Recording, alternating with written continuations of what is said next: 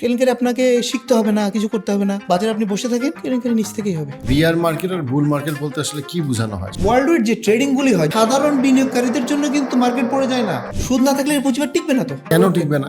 যার টাকা আছে ব্যাংক শুধু তাকেই টাকা দেয়, আর যার টাকা নাই তাকে কিন্তু ব্যাংক আসলে কোনো টাকা দেয় না। তার ক্ষেত্রে interest rate is too high. কিছু লোক এথিক্যালি পয়সা বানানোর নলেজ নিয়ে বানাইতে পারে এবং কিছু লোক আসলে তার বোকামির জন্য পয়সা হারায়। যখন রাজনীতি এবং ব্যবসা একে অপরের পরিপূরক হয়ে যায় তখন সেখানে না থাকে রাজনীতি, না থাকে ব্যবসা।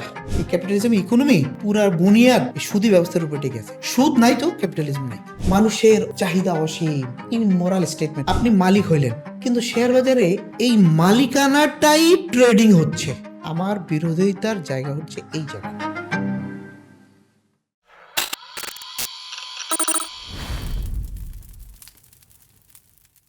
সালাম হাই ভাই, কেমন আছেন? ওয়ালাইকুম আসসালাম, ভালো আছি আলহামদুলিল্লাহ। আপনি কেমন আছেন? আলহামদুলিল্লাহ খুবই ভালো আছি ভাই। 15 বছরের বেশি সময় কর্পোরেটে আছেন, এট দ্য সেম টাইম আপনি আকিজ ভেঞ্চার্সের এখন বিজনেস ডেভেলপমেন্ট এবং রিসার্চ টিমে আছেন। Yeah. আপনি স্বার্থপরতার অর্থনীতি এই বইতে আপনি একটা পয়েন্ট নিয়ে আসছেন, যেটা হচ্ছে গিয়ে যে কেলেঙ্কারি, যে অর্থনৈতিক কেলেঙ্কারি কিভাবে হয়, কতভাবে হয়, এবং বর্তমান সময়ে অর্থনৈতিক কেলেঙ্কারিটা কিভাবে একটা শিল্প বা একটা নর্ম হয়ে গেছে বিজনেস করার ক্ষেত্রে। তো সেটাকে আপনি একটু এক্সপ্লেইন করবেন যে কেন আপনি আসলে এই জিনিসটাতে এমফাসাইজ করছেন। কেলেঙ্কারি আসলে হয়ে যাবে, মানে অনেকটা কেলেঙ্কারি হয়ে যায়গা এই টাইপের। এই পুরো অর্থনৈতিক সিস্টেমটা বা ব্যবস্থা যেটা আছে এখন বর্তমানে, ক্যাপিটালিজম সোসাইটি ইকোনমিক স্ট্রাকচার বা পুঁজিবাদী অর্থ ব্যবস্থা, এখানে কেলেঙ্কারি আপনি না চাইলেও হবে, একটা পয়েন্ট। দ্বিতীয় পয়েন্ট হচ্ছে যেখানে মধু বা গুড় সেখানে মাছির আগমন। সো এই কারণে আপনার এখানে এমন কিছু এলিমেন্ট বা পার্টিকুলার্স থাকে যে এখানে ইন্টেলিজেন্ট ইনভেস্টর একটা কথা আছে, বা বুদ্ধিমান বিনিয়োগকারী, তাদের আগমন ঘটে। মজার ব্যাপার হচ্ছে যাদেরকে ইন্টেলিজেন্ট ইনভেস্টর বলা হচ্ছে, এইটাকে আসলে এক ধরনের হালালাইজ করার একটা প্রক্রিয়া। যে অনেক ইনভেস্টর আছেন যাদেরকে, যেটা বললাম যে হালালাইজ করার চেষ্টা করা হচ্ছে ইন্টেলিজেন্ট ইনভেস্টর এই ট্যাগ দিয়ে। তার মানে এখানে অন্যান্য বিনিয়োগকারীরা ইন্টেলিজেন্ট না। তাহলে কে ইন্টেলিজেন্ট? এর থিওরি অনুযায়ী যে পূর্ব থেকে স্পেকুলেশনটা ঠিকমতো করলো সে ইন্টেলিজেন্ট। স্পেকুলেশন বা অনুমান কে ঠিকমতো করলো এটা বোঝা যায় কিন্তু at the end of the game. আপনি যখন বেরিয়ে যাচ্ছেন লাভ নিয়ে, প্রফিট নিয়ে, তখন বুঝতে পারছেন, এরা কিন্তু বোঝা যাচ্ছে না। তো কে বেরিয়ে যেতে পারে? যার ইনফরমেশনে আর্লি অ্যাক্সেস থাকে। আর যদি বাজার খুব ভালো হয়, খুব গোছানো হয়, কন্ট্রোল মেজারগুলি ঠিকমতো থাকে, আপনার রেগুলেটর এখানে খুব স্বচ্ছ, ফেয়ার, অনেক সময় সেটা সম্ভব হয় না, বাট স্টিল ইজ পসিবল। এবং এই পসিবিলিটি আবার ধরেন অনেকগুলি ধরন আছে, স্পেকুলেশনেরই অনেকগুলি রকম আছে। তো কেলেঙ্কারি আপনার চাইলেও হবে, না চাইলেও হবে। মানে ইন্টেলিজেন্ট ইনভেস্টর যদি থাকে সে কেলেঙ্কারি করে। আর পুঁজিবাদী অর্থব্যবস্থার কারণে বাজার এমনিতেই কেলেঙ্কারি হবে। এটাকে তারা পুঁজিবাদী অর্থব্যবস্থায় মানি প্রাইস কারেকশন বলে। মানে বাজারের আপনার কোনো না কোনো এক সময় বাজার পড়বেই। মানে আপনি পিলো পাসিং দেখেছেন তো ছোটোবেলায়? পিলো পাসিংয়ে কী হয়? মিউজিক বাজে, তখন একটা বালিশ একজনের পাশ থেকে 5-6 জন দেয়, মিউজিকটা বন্ধ করে দিলে যার হাতে পড়লো সে বেরোয় যেতে হয়, তাই তো? যে দিল সে কিন্তু হাফ ছেড়ে বাজায়, অল্পের জন্য আমি বেঁচে গেলাম, তাই না? ব্যাপারটা এরকম না? তো বাজারে তো তাই হয়। আপনি দেখেন শেয়ার বাজার সহ ফিনান্সিয়াল ইনস্ট্রুমেন্ট মার্কেটগুলিতে সেটাই হয়। How come it be a moral trading? How come? কেলেঙ্কারি আপনাকে শিখতে হবে না, কিছু করতে হবে না, বাজারে আপনি বসে থাকেন, শেয়ার বাজারে বা অন্য ফিনান্সিয়াল ইনস্ট্রুমেন্টে, কেলেঙ্কারি নিচ থেকেই হবে। আপনারা মনে করেন এখানে মানে বিয়ার মার্কেট আর বুল মার্কেট বলতে আসলে কি বোঝানো হয়? সাধারণ দর্শকদের জন্য জিজ্ঞেস করছি। বিয়ার মার্কেট মানে হচ্ছে যে মার্কেটে প্রোডাক্টের বা মার্কেটের ওভারঅল ইন্ডেক্স কম, বিয়ারিশ বলে, পড়ে যাচ্ছে, নিচের দিকে আছে। বাজারে ট্রেডিং অনেক সময় কম হলে হয়, অনেক সময় অনেক লম্বা সময় ধরে কোনো আইপিও আসে না তখন হয়, বিভিন্ন কারণে হয়। এটা এক্সপার্টরা আর ভালো বলতে পারবে। আর বুলিশ হচ্ছে যে মার্কেটে প্রাইস ইন্ডেক্স উপরের দিকে উঠছে। ইন্ডেক্স কখন উঠে? যখন আপনার শেয়ার বাজারে ট্রেডিং হয়, হাত বদল হয়, লিকুইডিটি ইজ টু হাই, তখন আপনার শেয়ারের ইন্ডেক্সগুলি বাড়তে থাকে। শেয়ার বাজারে প্রচুর হাত বদল হচ্ছে। বাংলাদেশে যখন মার্কেট ফল করছিল সম্ভবত 2014-এ, বা আপনি ক্রেডিট ক্রাঞ্চের কথা চিন্তা করুন 2007-এ, ইউএসএতে কী হচ্ছিল? Market everybody was investing in real estate, mortgage, shares, সবাই ভাবছিল যে রিয়েল এস্টেট একটা বুম হবে, প্রচুর পরিমাণে ইন্ডেক্স বেড়ে যাচ্ছিল, এবং তখন কিন্তু আসলে কোনো সিস্টেমই কাজ করে না। তখন কি রেগুলেটর ছিল না মার্কেটে? ছিল। রেগুলেটর কি করতে পেরেছে? কিছুই করতে পারেনি। সেখানে আসলে কি হলো, শেয়ার বাজার 2017 ক্রেডিট ক্রাঞ্চের পরে গভর্নমেন্ট হ্যাড টু ইন্টারভিন। তো এই গভর্নমেন্ট তো ক্যাপিটালিজম ইকোনমিতে কখন ইন্টারভিন করার কথা না, এখানে ইন্টারভিন করলো কেন? তখন তো এটা গভর্নমেন্ট কখন ইন্টারভিন করে? সোশ্যালিজম বা কমিউনিজমে government take the role. Government একটা বড় প্লেয়ার হিসেবে ইকোনমিক রোল প্লে করে, তাই না?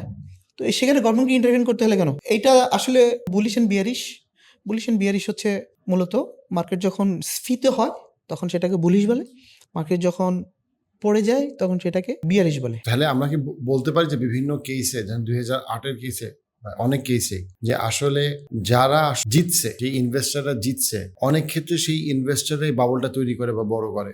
জি, অনেক ক্ষেত্রে তাই ইনভেস্টররা তৈরি করে, এবং সেটা তাকানে আপনার সেখানে সিন্ডিকেটও থাকে, এবং মূলত সিন্ডিকেশন করেই হয়। এখন ধরেন একটা লোক তার সারা জীবনের সঞ্চয় পেনশনে পাওয়া তার 30 লাখ টাকা বা 50 লাখ টাকা, শেয়ার বাজারে অনেক উত্থান হচ্ছে, মার্কেট ইজ বুলিশ, সেখানে সে ইনভেস্ট করতে গেল এবং সে ইনভেস্ট করলো, কিন্তু সে আমার জানা ওই সিন্ডিকেটের মতো ইন্টেলিজেন্ট না।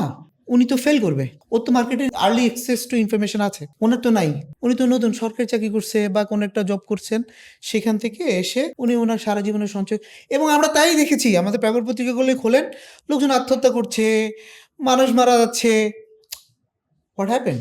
এখানে একটা প্রশ্ন চলে আসে আর কি, সেটা হচ্ছে গিয়ে যে ধরেন একটা উদাহরণ দেই আমি, সেটা হলো যে আজকে বাংলাদেশের স্টক মার্কেটের অবস্থা খুবই খারাপ, বেশিরভাগ স্টকের অবস্থা খারাপ। এখন ধরেন আমি বাংলাদেশে দেখলাম যে অনেক কোম্পানি তো প্রফিট করতেছে, স্টক মার্কেটের মার্কেটটা হচ্ছে গিয়ে আপনার পতনের দিকে, হ্যাঁ, কিন্তু যেটাকে আমরা বাংলাদেশটাকে আমরা বলতে পারি এখন বিয়ার মার্কেট, রাইট, পড়ে যাচ্ছে। এখন আমি দেখলাম যে এখানে কারো স্টক মার্কেটে আগ্রহ নাই। এখন ধরেন কেউ বললো যে ঠিক আছে আমি তাহলে এখন স্টক কিনি। কেন কিনি?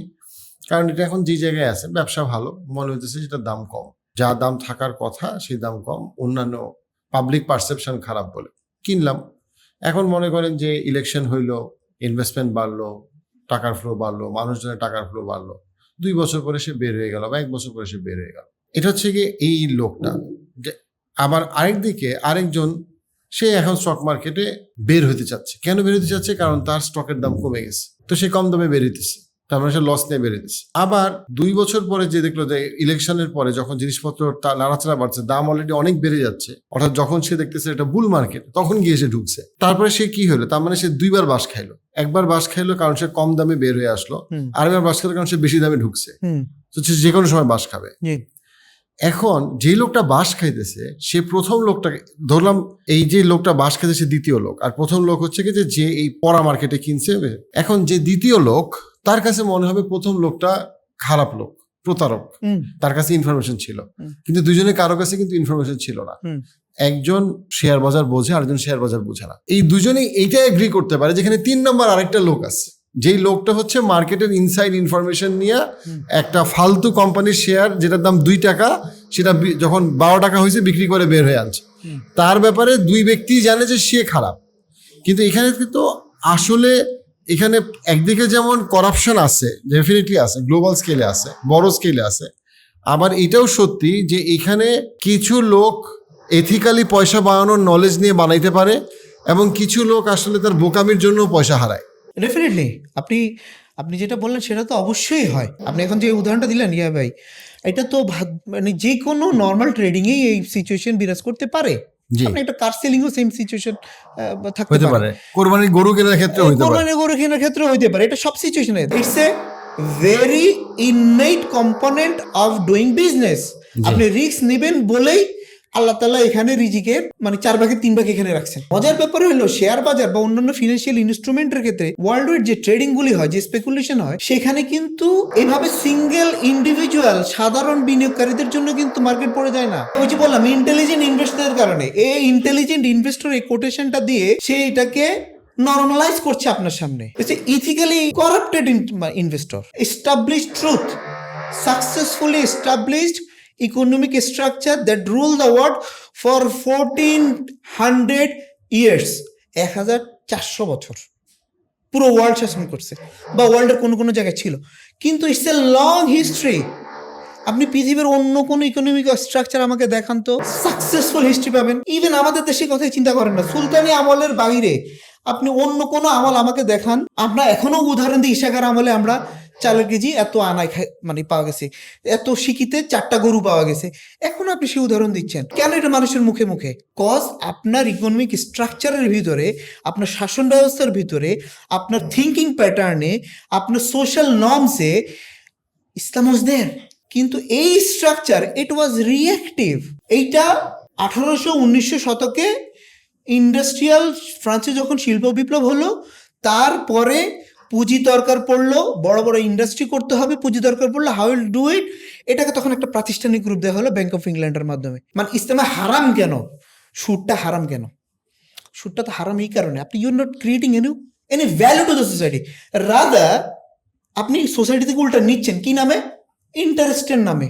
সুদ না থাকলে পুঁজিবাদ টিকবে না তো। কেন টিকবে না? পুঁজিবাদী অর্থ ব্যবস্থা। পুঁজিবাদ মানে কি? পুঁজিবাদ মানে হচ্ছে পুঁজির আদিম সঞ্চয়ন বলে এটাকে, বাংলা যদি বলেন পুঁজির সঞ্চয়ন। পুঁজিবাদ অর্থ ব্যবস্থাকে বলছে যে একটা গ্রুপ অফ সোসাইটির আইডিয়া আছে, আর একটা গ্রুপ অফ সোসাইটির ক্যাপিটাল আছে বা অর্থ আছে। এখন যার অর্থ আছে, সে যার আইডিয়া আছে তাকে অর্থ দিচ্ছে, আর যার আইডিয়া আছে সে অর্থটা নিয়ে সে বিজনেস করলো, বিজনেস করে যেখান থেকে প্রফিট হয়, প্রফিটের একটা পার্ট যে তাকে সাপ্লাই দিল মানি, তাকে দিল। এখন এই পুরো ব্যাপারটার মাঝখানে কে থাকে? ব্যাংকিং সিস্টেম থাকে। এই ব্যাংকিং সিস্টেম এর থেকে যার মানি সাপ্লাই করছে তার থেকে সে ডিপোজিটের হিসেবে চিন্তা করে, আর যাকে সে দিচ্ছে তাকে, তার কাছে ল্যান্ড করছে বা ঋণ দিচ্ছে, তাকে সে এন্টারপ্রেনার হিসেবে চিন্তা করে, এন্টারপ্রেনার হিসেবে চিন্তা করে। এখন এই এন্টারপ্রেনারকে সে লোন দিয়ে সেই যেই টাকাটা নেয়, সে ফর এক্সাম্পল 10% লোনে সে টাকাটা দিল, 100 টাকা দিল 10% ইন্টারেস্ট রেটে, আর যে যার ডিপোজিটর ছিল তার থেকে সে 5% ইন্টারেস্ট রেটে ডিপোজিট নিল। মানে আপনি আমার ব্যাংকে টাকা রাখেন, আমি আপনাকে 5% ইন্টারেস্ট দিব। উনি তো 5% নিয়ে হ্যাপি। আর ওই ভদ্রলোক যিনি এন্টারপ্রেনার, উনি 10% ইন্টারেস্ট রেটে লোনটা নিলেন। এখন উনি ব্যবসা করলেন, ব্যবসা করে উনি প্রফিট করলেন, প্রফিটের একটা অংশ উনি ব্যাংকে আবার ফেরত দিলেন। ব্যাংক ওখান থেকে 5% রেখে বাকি 5% ওই ডিপোজিটরকে দিয়ে দিল অ্যাজ এ সুদ বা ইন্টারেস্ট। তো এই পুরো প্রক্রিয়াটাকে মাঝখানে ব্যাংক অ্যাজ এ ইন্টারমিডিয়েট হিসেবে কাজ করে। পুঁজিবাদী অর্থ ব্যবস্থার এই সিস্টেমে সুদই মুখ্য। ব্যাংক কিন্তু এখানে দুই সাইডে সে করছে, সেটাকে চার্জ হিসেবে সে 5% রাখে, যে আমি চার্জ রাখছি। তো পুঁজিবাদী অর্থ ব্যবস্থার এই কারণে ব্যাংকের একটা বড় ভূমিকা আছে। যার টাকা আছে ব্যাংক শুধু তাকেই টাকা দেয়, আর যার টাকা নাই তাকে কিন্তু ব্যাংক আসলে কোনো টাকা দেয় না। তার ক্ষেত্রে interest rate is too high. মানে ব্যাপারটা কেমন না, আমার টাকা নাই তো আপনি তো আমার প্রতি দয়ার্থ হবেন, আর আপনার টাকা আসে আপনাকে আমি কম ইন্টারেস্ট রেট দিচ্ছি, কারণ কি এখানে রিস্ক এক্সপোজার কম। এটাই লজিক। এখনকার যে স্ট্রাকচার, ব্যাংক যদি না থাকতো তাহলে কি স্ট্রাকচারটা টিকতো? এই বড় বড় ইন্ডাস্ট্রিয়ালিস্টটা কি হতো? এই বড় ইন্ডাস্ট্রিয়ালিস্টের দরকার কেন বা কেন দরকার নাই, সেটাই কিন্তু ওই বইতে ফোকাস করা হয়েছে, আমার বইটাতে ফোকাস করা হয়েছে। যখন রাজনীতি এবং ব্যবসা একে অপরের পরিপূরক হয়ে যায়, তখন সেখানে না থাকে রাজনীতি, না থাকে ব্যবসা। সাধারণ মানুষের জন্য থাকে না কিন্তু, মানে at the end of the day সাধারণ মানুষই কিন্তু সাফারার। এই সুদ চাই না এই কথা বললেই কিন্তু পুঁজিবাদ ধ্বংস হয়ে যায়। ওদের এত মিছিল মিটিং এর কোনো দরকার নাই, ওরা অনেক কোটি কোটি টার্মস ইউজ করে, মানে কেন করে সেটাও আমি জানি না। মানে শ্রেণী বৈষম্য, তারপরে ব্যুরোক্রেসি, তারপরে আপনি বুর্জুয়া, আপনি অনেক ওয়ার্ড শুনবেন যেগুলির সাথে সাধারণ মানুষ কোনো কানেক্টই করতে পারে না। এই কারণে কিন্তু বামপন্থা ওয়ার্ল্ড ওয়াইড সাকসেসফুল হইতে পারেনি। এই ক্যাপিটালিজম ইকোনমি পুরা বুনিয়াদ এই সুদী ব্যবস্থার উপরে টিকে আছে। সুদ নাই তো ক্যাপিটালিজম নাই। ধরেন পৃথিবীতে তো ক্যাপিটালিজম আসলে ফ্রি মার্কেট ইকোনমির কনসেপ্টটা নিয়ে আসছে, অ্যান্ড ক্যাপিটালিজম অনেক দেশের ইকোনমিক ড্রাইভার। হ্যাঁ, তো সেইখানে মনে করেন যে আমাদের মানে অ্যাকচুয়ালি যখন আমরা বলবো যে ক্যাপিটালিজমটাই প্রবলেম, তখন তো মনে করেন যে হ্যাঁ হাইপার ক্যাপিটালিজমটা প্রবলেম, যখন ওয়েলথ অল্প মানুষের কাছে চলে যায়। বাট সোশ্যালিজম যদি কোনো ভবিষ্যৎ না হয়, ক্যাপিটালিজম তো আসলে থাকা সম্ভব, মানে ফ্রি মার্কেট ইকোনমি বিজনেস থাকা সম্ভব ইন্টারেস্ট ছাড়া, মানে যেখানে আসলে এসএমই অনেক বড়। না, তাহলে আপনি কথা ঠিক আছে, আপনার বক্তব্য এবং আপনার statement is okay, but how long, how far you will control this? আপনি মডারেট ক্যাপিটালিজমের কথা বলছেন, আপনি বুঝবেন কিভাবে এটা moderate capitalism? Is there any measure? Is there any index to do this? উত্তর হচ্ছে না। তারা পারে নাই তো এরকম কোনো কিছু দিতে। তারা তো পারে নাই বস, কারণ তাদের কোনো মোরাল ফ্রেমওয়ার্কই নাই। ধরেন চায়না তার মন্ত্রীকে যাবজ্জীবন কারাদণ্ড দিতে পারতেছে, কারণ চায়নার একটা মোরাল ফ্রেমওয়ার্ক আছে। চায়না ক্যাপিটালিজম আছে, চায়না ইন্টারেস্টও আছে, কিন্তু ধরেন চায়না গ্রো করতেছে, কতদিন গ্রো করবে আমরা জানি না। কিন্তু আমি এটা বলতেছি যে ধরেন সিঙ্গাপুরের ক্ষেত্রে জিনিসটা সত্যি, যে ওরা কিন্তু ধরেন একটা মোরাল এথিক্স যখন মেনটেন করতে পারছে, তখন সিঙ্গাপুরে অথবা চায়নাতে আমেরিকার মতো পার্টি করলে কিন্তু পুরা দেশ বড় কর্পোরেশনগুলোর কাছে চলে যায় নাই। অথবা অক্সফামের রিপোর্টে কিন্তু আপনি সিঙ্গাপুর চায়নার ভয়ঙ্কর অর্থনৈতিক বৈষম্য স্ট্যাটিস্টিক্স কম পাবেন, অ্যাভেলেবল, ডাটা অ্যাভেলেবল, কিন্তু কম পাবেন, কারণ ওই এরকম ভয়ঙ্কর বৈষম্যর দেশ সিঙ্গাপুর অথবা চায়না না। সো ক্যাপিটালিজম কিন্তু সিঙ্গাপুর ইজ মানে কি বলবো, মানে ভেরি ক্যাপিটালিস্ট। কিন্তু এখানে তো একটা ব্যাপার থাকে যে ধরেন অবশ্যই ধর্মীয় দৃষ্টিকোণ থেকে ইন্টারেস্ট হারাম, কিন্তু প্র্যাকটিক্যালি তারা যখন ক্যাপিটালিজমকে সর্ট অফ একটা জেনুইন মোরাল ফ্রেমওয়ার্কের মধ্যে রাখতে পারছে, তখন তো এটা তাদেরকে বেনিফিট দিছে, কিছুটা অনেকটাই বেনিফিট দিছে। না, ক্যাপিটালিজমের কনসেপ্টটাই আপনাকে মোরাল ফ্রেমওয়ার্কে থাকতে দিবে না। আপনার ক্যাপিটালিজমের কনসেপ্টের গোড়াতেই স্বার্থপরতা আছে। স্বার্থপরতার বীজ ওই মোরাল ফ্রেমওয়ার্কের ভিতরেই আছে। এই কারণে আপনাকে ওই মোরাল ফ্রেমওয়ার্কে থাকতে দিবে না। কিভাবে? আপনার ক্যাপিটালিজমের জন্ম যদি বলেন, আপনাকে এটাকে সুগঠিত মতামত যদি বলেন, বিজ্ঞজনদের মতে বা বোদ্ধাদের ইতে দিয়েছেন অ্যাডাম স্মিথ। ওনার প্রিন্সিপাল কী ছিল? ওনার প্রিন্সিপাল উনি লোকজন বলে যে, যদি আমি বিশ্বাস করি না, আমার কাছে জিনিসটা হচ্ছে, ধরেন আপনি শুনছেন না যে everything is fair in love and war. হ্যাঁ, আপনার কাছে কি মনে হয় এটা মোরাল? না, ইটস নট মোরাল। ধরেন আরেকটা স্টেটমেন্ট আপনি জানবেন, আমাদের বাংলাদেশে খুব বেশি না, রাজনীতিতে শেষ বলে কিছু নাই, শুনেন না আপনি? Is it moral? আরেকটা আপনাকে এরকম ইমোরাল স্টেটমেন্ট শোনায়, honesty is the best policy. দেখেন আমরা কিন্তু এগুলি শুনে অভ্যস্ত, আমাদের কান এগুলি নিয়ে অভ্যস্ত হয়ে গেছে। কিন্তু is it true honesty is the best policy? Honesty is the innate policy, not the best one. তার মানে কি বেটার কিছু আছে? I can question. তো এই কথাগুলি কারা বলে? কথাগুলি capitalist, honesty is the best policy তারাই বলে। ঠিক এরকম একটা ইমোরাল স্টেটমেন্ট হচ্ছে মানুষের চাহিদা অসীম, ইমোরাল স্টেটমেন্ট। এবং আরও প্রবলেম তৈরি হয় যখন আপনি সেকেন্ড লাইনটা বলেন, এই অসীম চাহিদাকে রিসোর্স ইজ লিমিটেড, এই লিমিটেড রিসোর্স দিয়ে পরিগঠন, পরিশীতল এবং অর্থনৈতিক স্ট্রাকচার বা অর্থনৈতিক অ্যাক্টিভিটিকে নিয়ন্ত্রণ করা বা কার্যকলাপ সম্পন্ন করার নামই হচ্ছে অর্থনীতি। যখন আপনি এই সংজ্ঞায় সংজ্ঞায়িত করেন, তখনই সমস্যা। আপনার কাছে 2017-র .com বাবল, সেটা নিয়ে যেতে আপনি অনেক কথা, আপনার কি মনে হয় যে ইউরোপ এবং আমেরিকার বর্তমান যে ইকোনমির অবস্থা, সেটা আসলে ওইটার খুব অনেক দিক থেকে খুব সিমিলার? লাইক মার্কেটে, stock market is over inflated, extremely inflated. এগুলি যখন আসা শুরু হলো, তখন কিন্তু এরকম একটা situation, it was close to like that. লোকজনের লার্নিং হোক বা অন্য কোনো হয়ে যাও, গরু একবারই নেড়া একবারই বেল তলায় যায়, ওই কারণে হোক, এটা কিন্তু আর হয় নাই। মানে everybody was investing, even Elon Musk was going for investment. Elon Musk আপনি বলেন, ট্রাম্প হিমসেলফ, সবাই বড় বড় যারা আছে, যে আপনার অ্যামাজনের যে চিফ জেফ বেজোস। বেজন্স, সবাই ওয়াজ ইনভেস্টিং ইন দ্যাট। কিন্তু সেটা ধরেন কিন্তু আর ওই বাবলটা তৈরি হয় নাই। কিন্তু এখন এই নিয়ে কিন্তু আরেকটা ধরনের এরকম একটা বাবল আমার কাছে মনে হচ্ছে হচ্ছে। না, $5 ট্রিলিয়ন ভ্যালুয়েশন তো একটা খুব অস্বাভাবিক ব্যাপার না? যেখানে আমেরিকার entire pension fund, entire S&P 500-এ আপনি যা টাকা ইনভেস্ট করতে, একটা বিশাল টাকা চলে যায় এআই রিলেটেড 8টা কোম্পানির কাছে, যারা S&P 500 এখন অলমোস্ট 35-40% তারা। তার মানে আবারও ওই মিডল ক্লাসের টাকা স্টক মার্কেটের টাকা ওদের কাছে। ইয়েস, এবং পিটার থিলের মতো মানুষ অলরেডি এনভিডিয়া এক্সিট করছে, ট্রু, সফটব্যাংক এক্সিট করছে, ট্রু।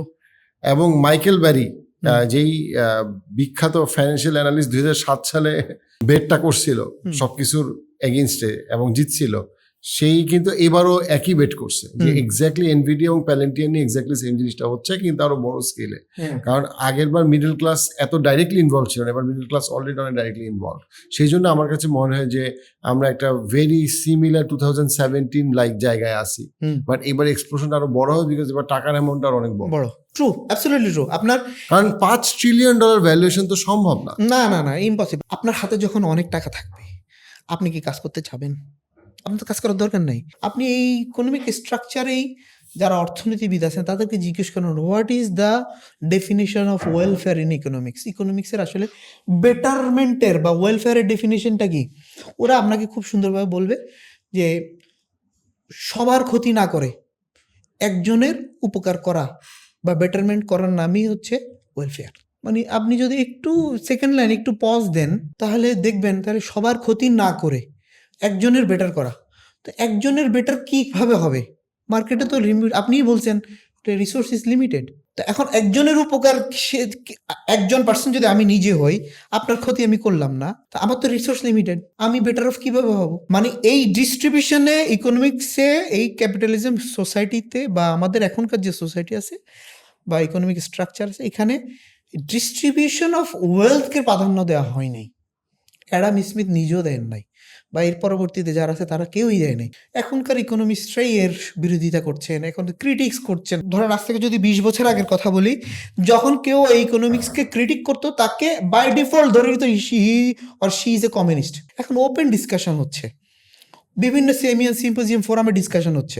এখন নতুন কনসেপ্ট আসছে, নতুন কনসেপ্ট তৈরি হচ্ছে। ইকোনমিক্সকে আসলে বা অর্থনীতিকে আসলেই কি এত গাণিতিক নেওয়ার বা সাইন্টিফিক্যালি থিঙ্ক করার কিছু, এটা নিয়ে প্রচুর কোশ্চেন উঠছে এখন। এটা আসলে অনেকটা মেকানিক্যাল, নট টু মাচ অ্যারাথমেটিক্যাল ব্যাপারটা তারা। এটা অনেকটা হিস্ট্রিক্যাল, ইকোনমিক্স অনেকটা হিস্ট্রিক্যাল। কোরআন আল্লাহ তাআলা বলছে না যে হিস্ট্রি তোমাদের ভিতরে রিপিটেশন হয়, ঠিক এরকমই। এই ব্যাপারে কোনো সন্দেহ নাই যে ইন্টারেস্ট গরিবের পুঁজিকে ধনীর কাছে নিয়ে যায়।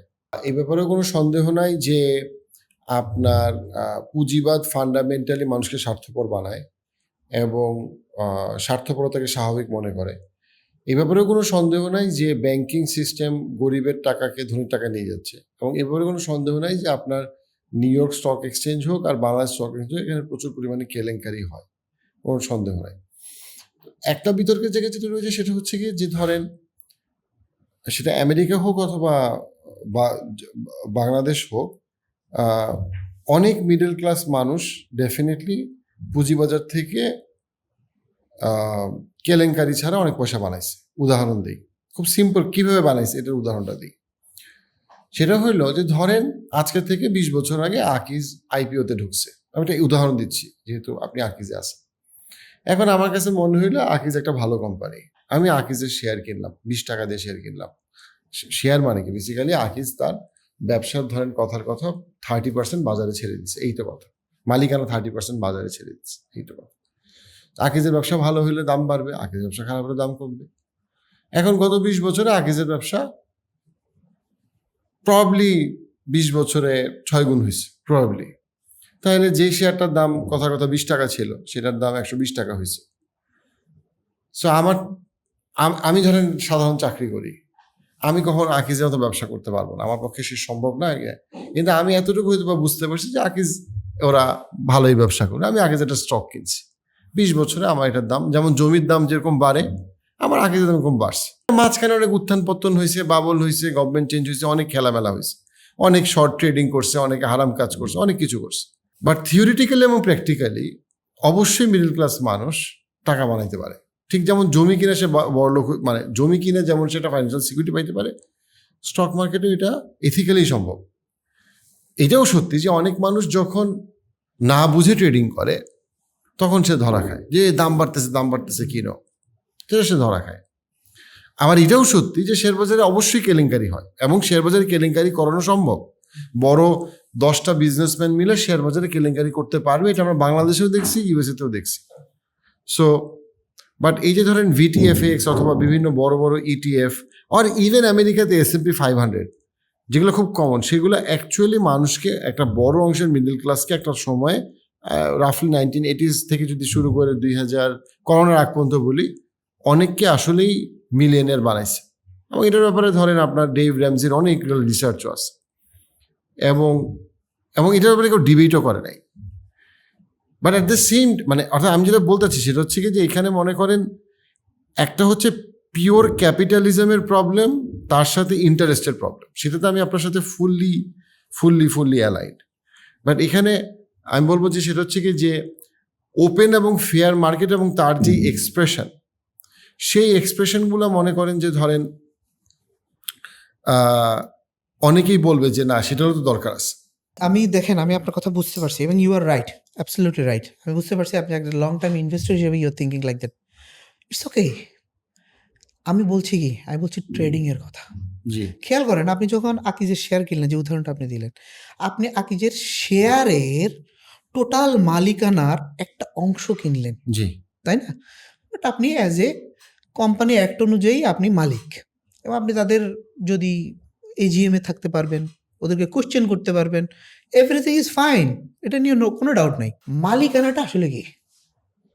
মালিকানা হচ্ছে কোম্পানির যে ক্যাপিটাল স্ট্রাকচার আছে, সেখানে ঋণও আছে, সেখানে ইকুইটিও আছে, তাই না? ইকুইটিও আছে এবং ঋণ আছে। মালিকানা মানে বাংলা বললে মালিকানা সত্ত্ব, যেটা ব্যক্তি নিজে নিয়ে আসে। আমি নিজে নিয়ে আসছি, আর ব্যাংক থেকে লোন নিলাম, এই দুইটা মিলে আমার ক্যাপিটাল স্ট্রাকচার হয়, মূলধন কাঠামোটা হয়। এরই একটা অংশ আমি ইনভেস্ট করব, সেজন্য আমি শেয়ার বাজারে ছাড়ছি, সেটা আপনি কিনে নিয়েছেন। সে ফর এক্সাম্পল আমি টোটাল মালিকানা 10% আমি এখন ইনক্রিজ করব, তার একটা অংশ আমি আপনাকে মার্কেটে ছাড়লাম, যেটা আমাদের দেশে আইপিও থ্রুতে বা অন্যান্য থ্রুতে হয়। এটা প্রাইভেট প্লেসমেন্টও হয়, মানে আইপিও না করেও হয়। আমি আপনাকে চিনি, আপনি পার্সোনালি অফার করলাম, আপনি অ্যাকসেপ্ট করছেন, আপনার মালিক হয়ে গেলেন, এরকমও হয়। এখন আপনি মালিক হইলেন, কিন্তু শেয়ার বাজারে এই মালিকানাটাই ট্রেডিং হচ্ছে। আমার বিরোধিতার জায়গা হচ্ছে এই জায়গাটা। এই মালিকানাটা হোল্ড করেন, যেটাকে আমরা ফাইন্যান্সে বা অন্য জায়গায় হোল্ডিং পিরিয়ড রিটার্ন বলি। আপনি 10 বছর পরে আগে যে বৃদ্ধি হয়েছে, আপনার শেয়ারের পোর্টফোলিও আপনার ভালো হয়েছে, বিজনেস বাড়ছে, আপনি প্রত্যেক বছর একটা ডিভিডেন্ড পেতে পারেন। ওরা যদি প্রত্যেক বছর ডিভিডেন্ড নাও দেয়, আপনি 10 বছর পরে এসে সেটা সেল করে দিলেন, আপনি হোল্ডিং পিরিয়ড রিটার্ন হিসেবে, ক্যাপিটাল গেইন হিসেবে আপনি একটা টাকা নিয়ে আপনি নিয়ে যেতে পারেন। এই সেলিংটা আপনি আমাকে অফার করতে পারেন। আমি যদি আকিজ হই, আপনি আমাকে বলতে পারেন, ভাই আমার কাছে এই 10টা শেয়ার আছে, তুমি কিনবা কিনা? তুমি না কিনলে আমি যদু মধু রামশ্যাম যেই হোক আমি তার কাছে সেল করে দিচ্ছি, আমাকে বলতে পারেন। তো এইটাতে হচ্ছে আপনি রিয়েল মালিকের মতো একটা আচরণ করলেন। শেয়ার বাজারে কি তাই হয়? এখানে তো আজকে কিনছি কালকে সেল করা, ওই যে বললাম পিলো পাসিং, এইটাই তো হচ্ছে। এবং এই জিনিসটা হচ্ছে কেন? লোভ, স্বার্থপরতা। এটা আমাদের ভিতরে এই ক্যাপিটালিস্ট সোসাইটি এইভাবে প্রথিত করে দেয়, এইভাবে সে বীজ বুনে দেয়, তার স্ট্রাকচার নেচারটা এরকম যে আপনার ভিতরে আপনার নিজের মনের অজান্তেই আপনাকে আরও আপনি যে লেভেল আছেন, cut your coat according to your cloth আর তখন থাকে না। আপনি লোভী হয়ে ওঠেন, আপনি স্বার্থপর হয়ে ওঠেন।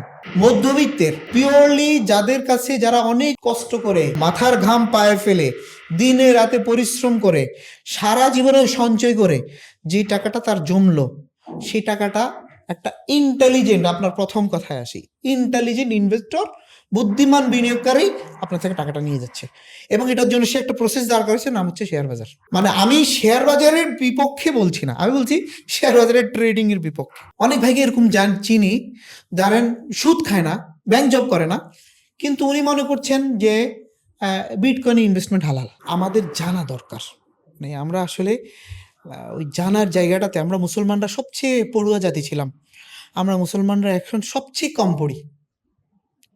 পড়ি, অথচ এই যাদের বিরুদ্ধে আমি এত কথা বলি, আমেরিকান যেখান থেকে বা সেই ওয়েস্টার্ন কালচার বা ওয়েস্টার্ন সোসাইটি, তারা এখন সবচেয়ে বেশি পড়ে। It's pathetic. আমাদেরকে পড়তে হবে, পড়ার অভ্যাস গড়ে তুলতে হবে, এটা একদিনে আসবে না। থ্যাংক ইউ ভাইয়া, আপনার কাছ থেকে অনেক কিছু শিখলাম, এবং আপনার বইটা থেকে যারা আগ্রহী তারা আরও বেশি কিছু শিখতে পারবে। তো বইয়ের লিঙ্কটা আমি দিয়ে দিব ইনশাল্লাহ। তো ডেফিনেটলি আমাদের সুদ থেকে বেঁচে থাকাটা খুবই জরুরি, এবং সুদের শাখা প্রশাখা সম্পর্কে বোঝা জানা খুবই জরুরি, এবং এ ব্যাপারে কখনো কোনো কনফিউশন থাকলে আলেমের পরামর্শ করা উচিত, অবশ্যই। সুদের আমরা সুদ থেকে দূরে থাকতে পারি ইনশাল্লাহ। এবং অ্যাট দ্য সেম টাইম আমাদের যেটা পাশাপাশি চলে আসে সেটা হচ্ছে কি যে কোরআনে আল্লাহ বারবার আমাদেরকে দান করার ব্যাপারে উৎসাহিত করছে। এটা যেমন একটা ফাইন্যান্সিয়াল অ্যাসপেক্ট আছে, আর এটা হচ্ছে কি সাইকোলজিক্যাল অ্যাসপেক্ট, যে True. যত বেশি দান করবেন তত বেশি আমরা স্বার্থপরতা থেকে দূরে থাকবো। হুম, এবং দান না করাকে সরাসরি স্বার্থপরতার সাথে absolutely কানেক্ট করা হয়েছে। true. সো সেই জায়গাটা আমাদের জন্য ইকোনমি এবং আমাদের যে বিহেভিয়ার দুইটার ক্ষেত্রেই খুবই আমাদের ইকোনমি, আমাদের সাইকোলজি এবং আমাদের কি বলবো স্পিরিচুয়ালিটি, এটা ইসলামে একসাথে গাঁথা। আপনার এই কথা বলাতে আমি জাস্ট একটা জিনিস মাথায় আসলে আমি এটা আপনার সাথে শেয়ার করি, সেটা হচ্ছে এই যে আপনি বললেন না স্বার্থপরতার আসলে অপোজিট প্রান্তে আছে আপনার পরার্থপরতা, অ্যালট্রুইজম, অন্যের জন্য ভাবা, অন্যের জন্য। কারণ আমি যদি এই রুমে থাকি, আমার এই রুমে যদি 5 জন মানুষ থাকি, আমরা ওই 5 জন ভালো না থাকলে কিন্তু আমি ভালো থাকবো না, এটা বুঝতে হবে। এই কারণে ইসলামে বারবার অ্যালট্রুইজম, বারবার আল্লাহ তাআলা বলছে দানের ব্যাপারে। আল্লাহ তাআলা কোরআনে প্রত্যেক পরতে আপনি দানের কথা পাবেন, মানে স্বার্থপরতার অপর প্রান্তে আছে দান। আল্লাহ তাআলা আমাদের সবাইকে যথার্থভাবে আমল করার তৌফিক দান করেন। থ্যাংক ইউ ভাই, ভালো থাকবেন। জি, থ্যাংক ইউ।